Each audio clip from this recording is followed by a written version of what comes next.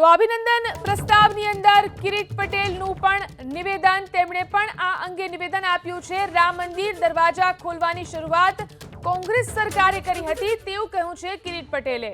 દરવાજા ખોલવાની શરૂઆત કોંગ્રેસ સરકારે કરી હતી। શ્રી રામ તમામ માટે આદર્શ રાજા હતા તેવું પણ કિરીટ પટેલે કહ્યું। રામ જે રીતે ન્યાયપ્રિય શાસક હતા અને તમામ સમાજને ન્યાય આપવા માટે કોશિશ કરતા હતા, માત્ર ને માત્ર બંધારણીય અધિકારોનો ઉલ્લંઘન કરી રામ મંદિરના નામે રામરાજ લાવવાની જે વાત થઈ રહી છે એ તદ્દન ખોટી વાત છે। જો તમે ખરેખર રામરાજ્ય લાવવા માગતા હોય તો માનવ અધિકારોનો ભંગ ના થવો જોઈએ।